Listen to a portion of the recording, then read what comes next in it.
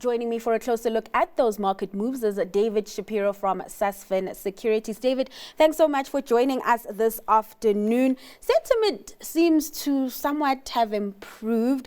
European markets slightly in the green. Asia closed higher today, and the JSE also somewhat in the green.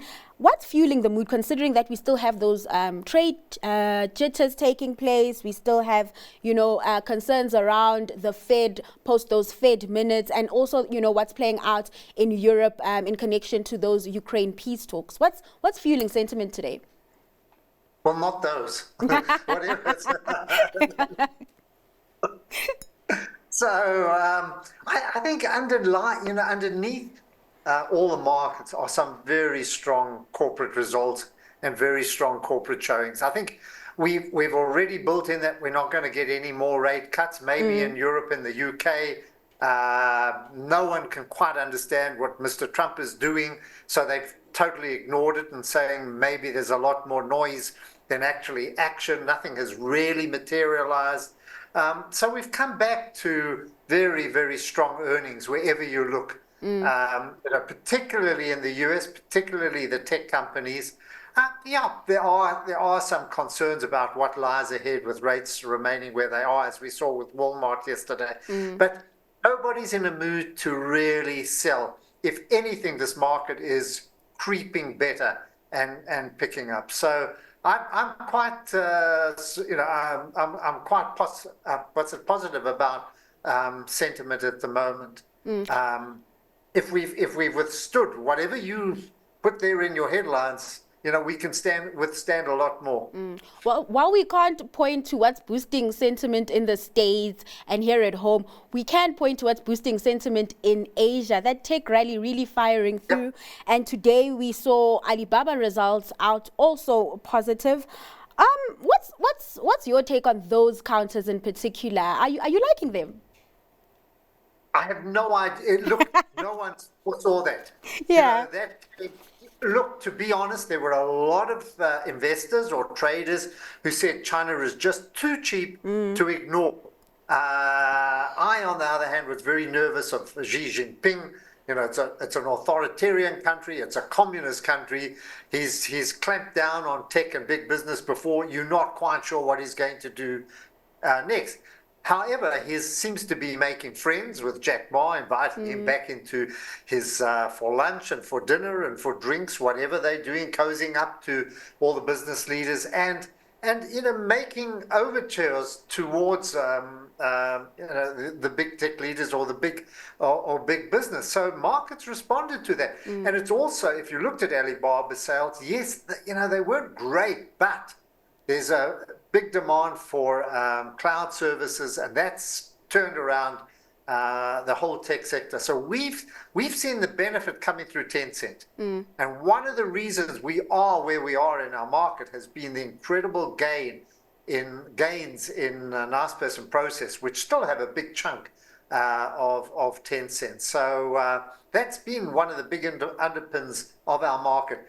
Just another thing in telling is that if you look at China, suddenly people are saying, okay, if China is going to stabilize, or going to be better, have a look at the luxury brands as well, now starting to pick up, which had been hurt quite dramatically. So, we got a strong Richemont, and we're starting to see Hermes and LVMH and all the other Moncler and all the other luxury brands starting to pick up as well with this better sentiment in China. That better sentiment somewhat boosting those luxury stocks. But when you look at the beauty stocks, David, they don't seem to be doing as well. And they also, pointing to issues around consumption in China. Yeah, it's probably too early. It will come. You look at L'Oreal and which is a very good company, still having issues there. But I think it's got to translate. Xi's policies have to translate into an increase in consumption, increase in traveling, and so on.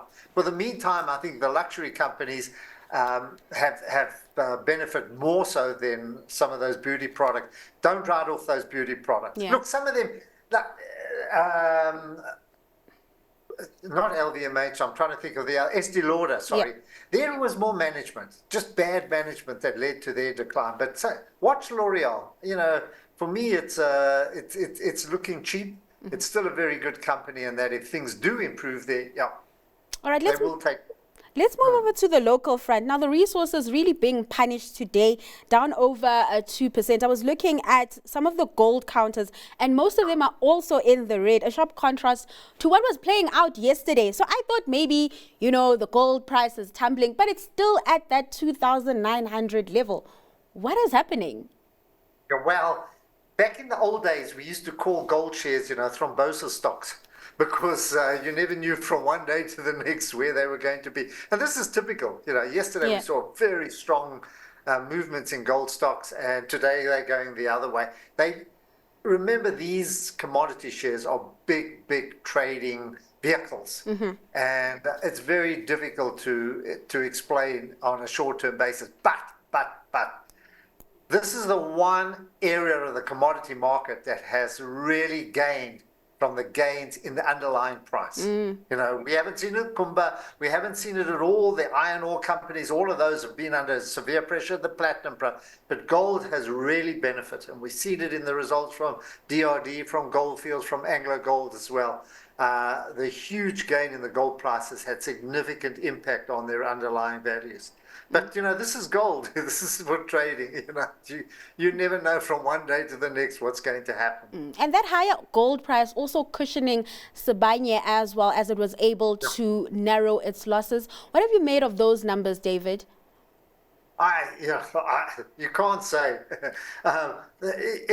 He's reduced the loss. The losses were enormous, and I think that a lot had to do with palladium and platinum, and to an extent, yes, the gold has cushioned some of those losses, but still very tricky to try and read Sibanye. A lot of it depends on palladium and also platinum group metals. I'm cautious on commodities. You don't have to rush into them yet. Yes, they're looking very cheap. We've been saying that for 2 years now, 3 years, and I'm saying, okay, maybe there are better areas to go into until we see this global economy picking up and you start to get a big momentum behind or drive behind the global economy. Even with China, at this stage, it's early. We don't know whether they're going to spend on fixed investment or rather look at consumption, rather pushing their consumers up. So a lot has to go right for consumer companies to turn around. So you watch them carefully. They're solid. They're in good shape, but you don't have to rush into them. All right, let's just hit pause on our conversation before we get to your stock pick. David, let's reflect on some of the counters that have found favor with your industry peers. It sounds boring, but it's Berkshire Hathaway. The reason being that I'm still worried about the American market and by default the rest of the world stock markets, because as we know, if the Americans crack, we're going to get hurt. I'm not normally a contrarian because contrarians are right only 20% of the time. I like following trends, but in this case, Berkshire itself is contrarian. They've got about 25% odd of their investments in cash. That's hugely defensive, and I like that. And one of the reasons for that is in comparison with other asset managers, according to the Bank of America, who are the highest invested in markets in the past 15 years, with less than about 5% of the holdings in cash. Berkshire is the contrarian to that. And the last time we were looking at this kind of investment level by other asset managers was in 2000, and it took 13 years for the S&P 500 to exceed the S&P 500 index point at that time in 2000. I think we're in a risky market. Even more boring is Telkom, but I think Telkom is truly understated. I think they have probably the best data network, the cheapest cost data, and the pricing gap between them and the incumbents just means that they can't be caught. And the thing is, they're nicely positioned for those 15 to 20 million people who are still on 2G, 3G. When those people upgrade, the place they want to go to is data with cheap handsets. Telkom's the one that's best positioned right now to take all of those, and I think you'll see it in their margins and in their cash flows over the short to medium term. Their debt won't be an issue. By the sale of SwiftNet, they'll probably clear up a lot of that. So this is a business that I think over time will start looking a lot better than people remember, the old telecom, and will reward us, most likely going back into a dividend-paying position over the next couple of years. So Telkom and Berkshire Hathaway. David, your take on those counters? Well, I'm a big supporter of Berkshire. I've held the shares for many, many years. It enabled me to go into Omaha and attend the meeting. I'm indifferent. I think the fact that he's got so much cash, I don't know what his policy is, whether he's planning for retirement and says, okay, I'm going to hand over to my successor just a huge pile of cash. But it also shows that he doesn't really know what to do with it. And a lot of the other businesses within Berkshire are battling. You know, they're not doing that great. So I'm a big believer in the growth of the global of the US economy. I think it's going to drive things higher, but it's going to be a tech-driven recovery. And you know, I said the other day, I think at least 50% of my portfolios would be in tech and AI tech. So I'm not. Would I buy Berkshire now? No. I'd rather buy the S&P. What about Telkom? Nah, Telkom. No, Telkom's still dragged down by legacy issues. You know, they grow, and correctly so. They're doing very, very well on the mobile side and on the data side in those areas. But you've still got those fixed lines and that side of the business, which and also the legacy issues, the buildings and everything related with the old way that we used to communicate with people. I think that's still a drag. Nor do I see much growth. Even the incumbents, MTN and Vodacom, can't make much growth. What room does that leave for Telkom? All right. So Telkom and Berkshire are not piquing your interest. What are you liking right now? Neutral. Now I like neutral. Okay. I